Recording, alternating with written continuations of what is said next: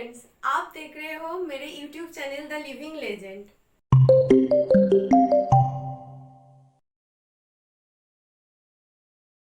तेलंगाना महारानी अवंतीबाई लोधी का जन्म पिछड़े वर्ग के लोधी राजपूत समुदाय में 16 अगस्त 1831 को ग्राम मनकेहनी, जिला सिवनी के जमींदार राव जुझार सिंह के यहाँ हुआ था। वीरांगना अवंतीबाई लोधी की शिक्षा दीक्षा मनकेहनी ग्राम में ही हुए। अपने बचपन में ही इस कन्या ने तलवारबाजी और घुड़सवारी करना सीख लिया था। लोग इस बाल कन्या की तलवारबाजी और घुड़सवारी को देखकर आश्चर्यचकित होते थे। वीरांगना अवंतीबाई बाल्यकाल से ही बड़ी वीर और साहसी थी। जैसे जैसे वीरांगना अवंतीबाई बड़ी होती गई, वैसे वैसे उनकी वीरता के किस्से आसपास के क्षेत्रों में फैलने लगे। पिता जुझार सिंह ने अपनी कन्या अवंतीबाई लोधी का विवाह सजातीय लोधी राजपूतों की रामगढ़ रियासत जिला मंडला के राजकुमार से करने का निश्चय किया।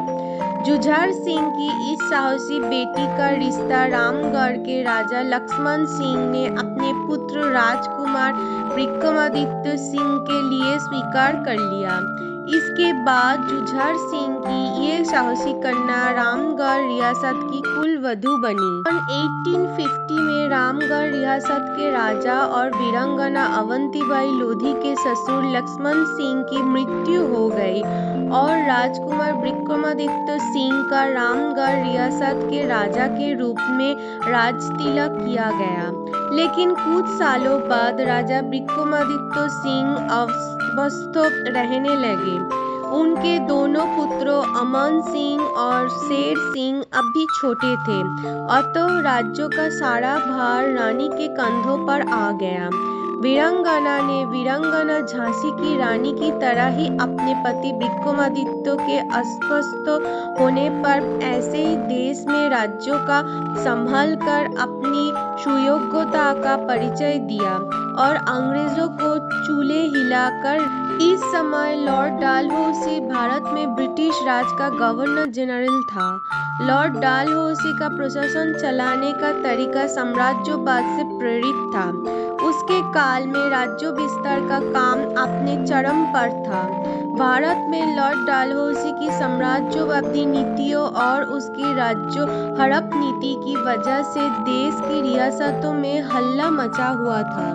लॉर्ड डालहौसी की राज्य हड़प नीति के अंतर्गत जिस रियासत का कोई स्वाभाविक वारिस उत्तराधिकारी नहीं होता था, ब्रिटिश सरकार उसे अपने अधीन कर रियासत का ब्रिटिश साम्राज्य में विलय कर लेती थी। इसके अलावा इस हड़प नीति के अंतर्गत डालहौसी ने ये निर्णय लिया कि जिन भारतीय शासकों ने कंपनी के साथ मित्रता की है अथवा जिन शासकों के राज्य ब्रिटिश सरकार के अधीन है और उन शासकों को यदि कोई पुत्र नहीं हो तो वो बिना अंग्रेजी हुकूमत की आज्ञा के किसी को गोद नहीं ले सकता। अपनी राज्य हड़प नीति के तरफ डालहौसी कानपुर, झांसी, नागपुर, सतारा, जैतपुर, संबलपुर, उदयपुर, करौली इत्यादि रियासतों को हड़प चुका था। रामगढ़ की इस राजनीतिक स्थिति का पता जब अंग्रेजी सरकार को लगा तो उन्होंने रामगढ़ रियासत को कोर्ट ऑफ बर्ड्स के अधीन कर लिया और शासन प्रबंध के लिए एक तहसीलदार को नियुक्त कर दिया। रामगढ़ के राज परिवार को पेंशन दे दी गई। इस घटना से रानी वीरांगना अवंतीबाई लोधी काफी दुखी हुए, परंतु वो अपमान का घूंट पीकर रह गए। रानी उचित अवसर की तलाश करने लगी। मई 1856 में अव्यवस्था के कारण राजा विक्रमादित्य सिंह का स्वर्गवास हो गया। सन 1857 में जब देश में स्वतंत्रता संग्राम छिड़ा तो क्रांतिकारियों का संदेश रामगढ़ भी पहुंचा। रानी तो अंग्रेजों से पहले से ही जली भुनी बैठी थी, क्योंकि उनका राज्य भी झांसी और अन्य राज्यों की तरह कोर्ट ऑफ कर लिया गया था और अंग्रेज रेजिमेंट उनके समस्त कार्यों पर निगाह रखे हुए थे।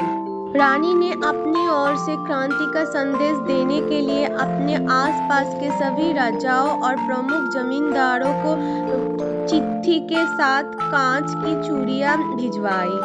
उस चिट्ठी में लिखा था, देश की रक्षा करने के लिए या तो कमर कसो या चूड़ी पहनकर घर में बैठो। तुम्हें धर्म ईमान की सौगत, जो इस कागज का सही पता बैरी को दो। सभी देशभक्त राजाओं और जमींदारों ने रानी के साहस और शौर्य के बड़ी सराहना की और उनके योजनानुसार अंग्रेजों के खिलाफ विद्रोह का झंडा खड़ा कर दिया। जगह जगह गुप्त सभाएं कर देश में सर्वत्र क्रांति की ज्वाला फैला दी। इस बीच कुछ विश्वासघाती लोगों की वजह से रानी के प्रमुख सहयोगी नेताओं को अंग्रेजों द्वारा मृत्युदंड दे दिया गया। रानी इससे काफी दुखी हुए। रानी ने अंग्रेजी शासन के विरुद्ध विद्रोह कर दिया और रानी ने अपने राज्य से कोर्ट ऑफ बर्ड्स के अधिकारियों को भगा दिया और राज्यों एवं क्रांति की बागडोर अपने हाथों में ले ली। ऐसे ही में वीरांगना महारानी अवंतीबाई लोधी मध्य भारत की क्रांति की प्रमुख नेता के रूप में उभरी। रानी के विद्रोह की खबर जबलपुर के कमिश्नर को दे दी गई तो वो आगबुला हो उठा। उसने रानी को आदेश दिया कि वो मंडला के डिप्टी कलेक्टर से भेंट कर ले। तो आज के लिए इतना ही। मैं फिर से आऊंगी आपके पास एक सुंदर कहानी के साथ। Thank you. प्लीज फ्रेंड्स, मेरे वीडियो को देखिए, लाइक कीजिए और सब्सक्राइब कीजिए और कमेंट पे बताइए आप कौन सी लेजेंड के बारे में सुनना चाहते हैं।